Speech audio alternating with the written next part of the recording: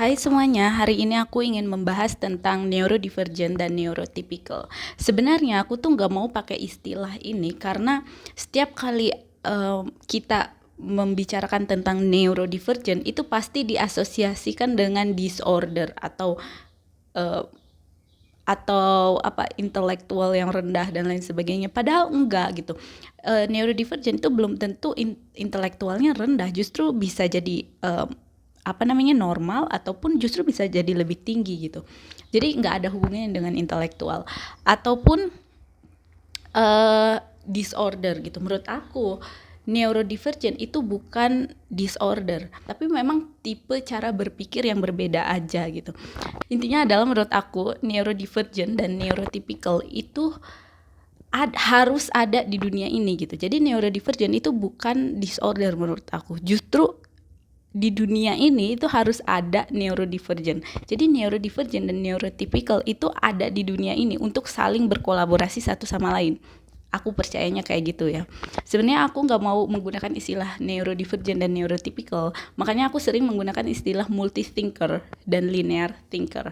Karena kalau menggunakan kata multi-thinker itu benar-benar cara berpikir yang berbeda aja gitu. Bukan disorder, ngerti kan? Nah, dan menurut aku multi thinker dan linear thinker itu harus ada di dunia ini untuk saling berkolaborasi satu sama lain. Ini kayak perempuan dan laki-laki, yin and yang gitu, maskulin dan feminin, siang dan malam. Jadi harus ada di dunia ini untuk berkolaborasi satu sama lain. Makanya kenapa kan typical neurodivergent itu jago di hal-hal yang sifatnya macro managing. Jadi kayak mereka tuh visioner gitu, terus punya banyak ide. Sementara neurotypical itu cenderung punya kemampuan typical micro managing. Mereka bisa planning, jago planning, mereka jago mengeksekusi proses step by step kayak gitu. Mereka typical micro managing, sementara neurodivergent typical macro managing, dan ini penting untuk saling berkolaborasi satu sama lain sehingga ada kemajuan evolusi gitu loh. Sama kayak perempuan dan laki-laki gitu kan. Ketika mereka berkolaborasi itu ada evolusi gitu. Dan memang neurodivergent itu bukan penyakit gitu kan, karena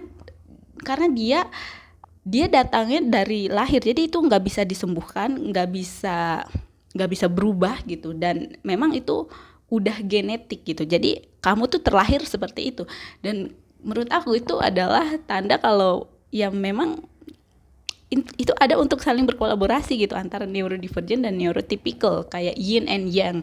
Ini menurut aku aja, ini filosofi filosofi aku, anggap filosofi, oke? Jadi aku nggak melihat neurodivergent sebagai disorder. Cuman memang karena cara berpikir yang berbeda ini, maka strategi menghadapi kehidupan pun harus berbeda dari neurotypical. Dan karena neurotypical itu 90% populasi, jadi kita tuh sering dapet tips-tips dan strategi atau apa gitu dari neurotypical, dan ketika kita mengaplikasikan strategi-strategi ini, si neurodivergent ini kesulitan gitu karena itu strategi untuk linear thinker, dan ketika kita ngambil strategi linear thinker itu akan kesulitan. Kayak misalnya kayak gini ya, neurodivergent atau multi thinker, oke, aku kebiasaan bilangnya multi thinker, itu mampu menghasilkan banyak ide, tapi mereka kesulitan dengan executive function. Maka strateginya adalah kita gimana caranya supaya executive function kamu tuh berfungsi, itu dulu gitu.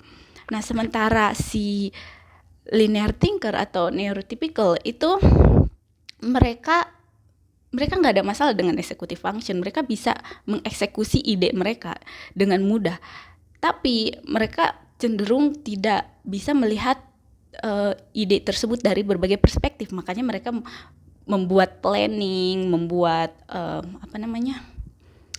ya strategi yang kayak gitu. Karena itu membantu mereka untuk melihat perspektif.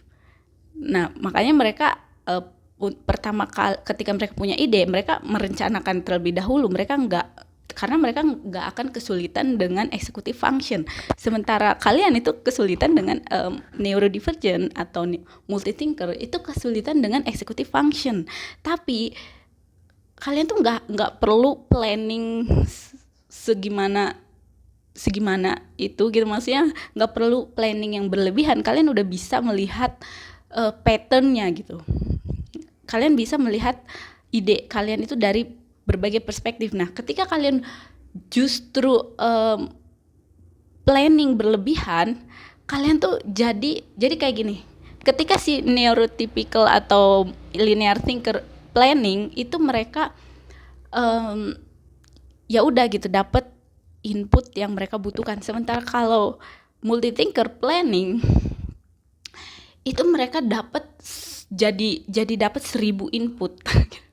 Ngerti nggak? Jadi kalau misalkan si linear thinker itu dapatnya 10 input, sementara multithinker itu bisa dapat dari 10 input itu bisa menghasilkan 100 input. Jadi kayak semakin banyak multidimensi yang bisa kalian lihat, dan itu overwhelming gitu. Makanya semakin sulit kalian untuk mengeksekusi ide tersebut karena kalian bisa ngelihat resikonya dari berbagai macam gitu. Dan makanya untuk multithinker itu menurut aku kita jangan dulu di bagian analisis atau di bagian planning yang berlebihan. Kita usahakan dulu di executive functionnya gitu. Nah, jadi dan menurut aku ini multithinker dan linear thinker itu ada untuk saling melengkapi satu sama lain. Ini kayak perempuan dan laki-laki gitu. Kayak misalkan kalau kita mencoba untuk membuat perempuan menjadi seperti laki-laki, itu bakalan chaos ya kan. Sama kayak kalau kita membuat neurodivergent menjadi seperti neurotypical, itu menurut aku bakalan chaos.